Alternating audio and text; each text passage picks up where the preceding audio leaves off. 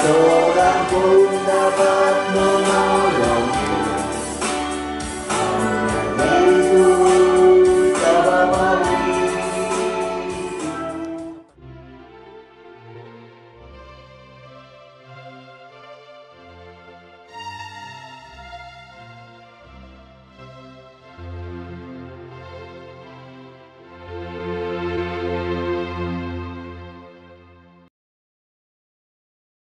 Halo sahabat Sarapan Sabda dimanapun Bapak Ibu, Saudara-saudari terkasih berada. Hari ini senang sekali karena kita bisa berjumpa kembali dalam tayangan spesial video Sarapan Sabda. Dan hari ini kita sudah kedatangan seorang bintang tamu yang tentu sudah terkenal sejagat rindang ASI 2. Siapa lagi kalau bukan Bu? Siapa Bu namanya? Ika. Bu Ika, oke. Mungkin kita bisa perkenalin diri dulu Bu. Quotes-nya kan selalu sama, tak kenal maka tak sayang, maka kita harus saling mengenal dulu. Mungkin namanya siapa, lalu asalnya jenengan dari mana, lalu sudah bekerja di sini selama berapa tahun. Monggo Mbak Ika.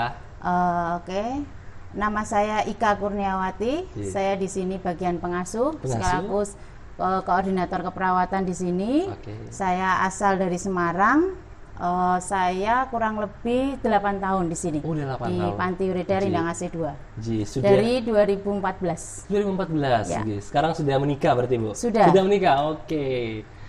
Sudah dikarunia anak? Saya mempunyai 2 anak, satu laki-laki, yang kedua perempuan. Kedua perempuan. Nah, Bu Ika, ini dalam rangka kami mau mengenal Panti Rindang ASI 2. Mungkin mau bertanya sekilas kepada Bu Ika. Yang pertama mungkin kami mau tanyain bagaimana sih awal dari Mbak Ika ini bisa masuk bekerja di Panti Rindang ASI 2 ini?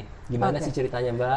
Awal mulanya untuk pekerjaan di sini itu dari teman. Dari teman dan itu menawarkan ke saudara. Karena saudara tidak berkenan dan tidak mau ditawarkan ke saya.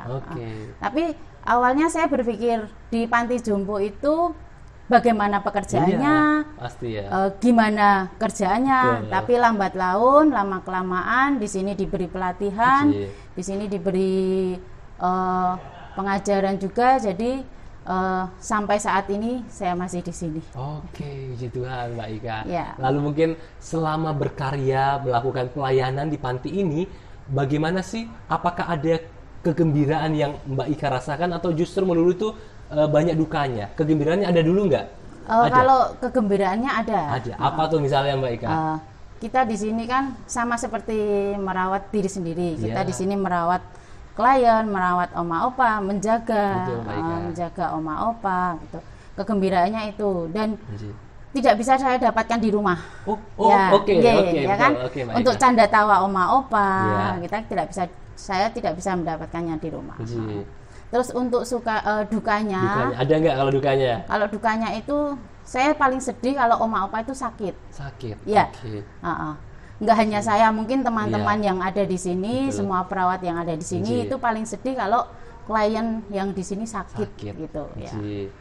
Ada juga yang meninggal. Hari ini ada yang meninggal. Kebetulan tadi malam saya sama partner saya yang bertugas. Mbak Ika. Lalu ada nggak Mbak Ika selama melakukan pelayanan di sini, ada nggak hal yang paling menyentuh bagi jenengan selama melakukan pelayanan? Ada nggak peristiwa yang paling berkesan gitu loh? Ada nggak? Ada. Apa misalnya? Ini secara pribadi dulu sekitar tahun 2013 ada satu oma. Waktu itu saya hamil. Hamil anak yang kedua. Itu oma, namanya oma, kita panggil Nyo Solo. Karena mungkin berasal dari Solo. Setiap pagi itu mengelus perut saya karena memang saya berdoa. Saya meminta sama yang di atas itu mempunyai anak perempuan. Jadi setiap pagi, setiap saya berangkat, oma itu mengelus perut saya. Lahirannya sehat, semoga dikaruniai putri yang sehat, yang cantik. Itu yang paling berkesan di sini. Lalu omanya itu sekarang sudah meninggal. Sudah meninggal. Meninggal di panti sini juga. Iya, di panti sini juga. Lalu setiap peristiwa yang berkesan itu kan pasti menimbulkan kenangan ya Mbak Ika ya. Lalu selama bekerja di panti ini, apakah dengan para pengasuh yang lain tuh kekeluargaan, persahabatan itu terjalin dengan baik, atau juga ada mungkin kita jujur-jujuran aja, ada diskriminasi atau enggak sama sekali? Kalau diskriminasi dalam pekerjaan itu hal biasa. Hal biasa, oke. Ya. Di semua pekerjaan saya yakin semuanya ada. Oke. Tapi saya yang ada di sini itu sistem kekeluargaan. Sistem gitu. kekeluargaan, Ya, oke. nggak hanya antara teman yang ada di sini, keluarga pun juga suami mereka, anak mereka. Kita sistemnya apa ya? Istilahnya bahasa Jawanya itu silaturahmi gitu loh, nggak hanya antar karyawan sama keluarga juga. Ya. Oke. Nah, ngomong-ngomong soal keluarga Mbak Ika, ketika keluarga mendengar pertama kali jenengan akan mengurus oma dan opa di panti jompo, apakah responnya udah langsung setuju atau juga masih berpikir-pikir dulu gitu? Awalnya suami ragu. Ragu ya, Iya, ragu. Ya. Karena yang pertama itu pekerjaannya apa? Panti jompo kan saya nggak ada bayangan sama sekali. Itu pekerjaannya di sini bagaimana, apa gitu lah. Terus lama-kelamaan setelah berjalan berapa bulan, suami merestui dan suami akhirnya sampai sekarang. Sampai sekarang. Iya. Oke Mbak Ika, lalu kalau menangani opa dan oma, apakah ada agenda khusus yang mereka lakukan? Mungkin dari harian dulu ya, jenengan sebagai pengasuh tugasnya itu apa saja sih di sini? Kalau dari harian kita sudah terjadwal, dari hari Senin sampai hari Minggu itu ada semua jadwal yang ada di sini. Setiap pagi kita ada senam, ada meditasi, ada TTV, cek kesehatan oma opa. Di hari Senin kita ada terapi kelompok. Di hari Selasa dan Kamis ada fisioterapi. Di hari Rebo dan hari Jumat kita ada sharing dan kebaktian. Di hari Sabtu kita ada kebersihan badan, bisa potong kuku, potong rambut.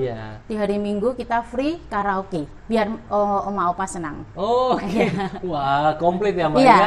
Jadi kita full di sini. Jadi ada sehat secara jasmani, sehat. tapi juga rohaninya juga terisi ya. Bener.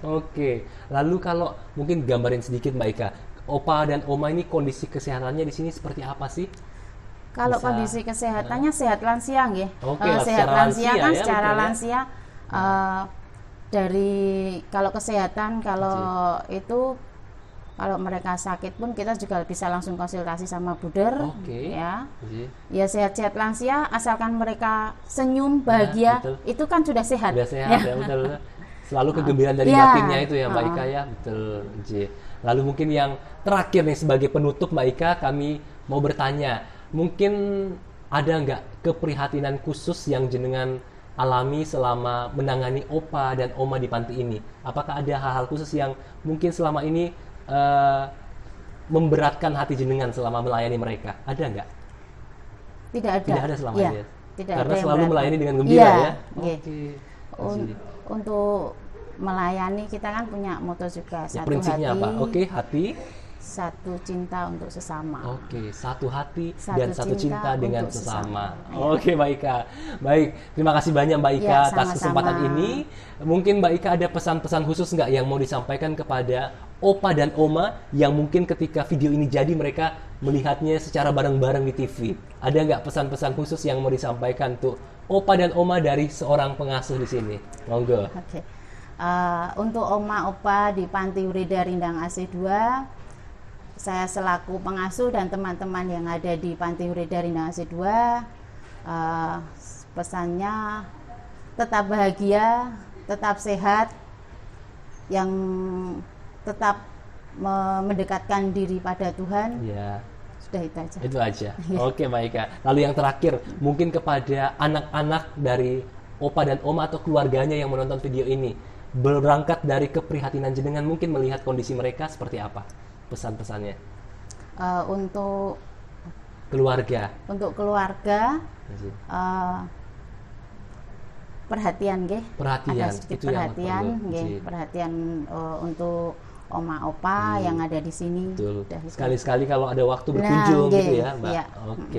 Baik Mbak Ika, terima kasih banyak atas kesempatan ini. Semoga jenengan selalu semangat untuk melayani. 8 tahun sudah terlampaui, mungkin 10, 20, 25 tahun bisa terus berkarya untuk melayani opa dan oma dan mendapat berkat juga dari Tuhan. Begitu ya Mbak Ika? Baik. Mbak Ika, kita mau pamit nih. Kita lihat kamera bareng-bareng.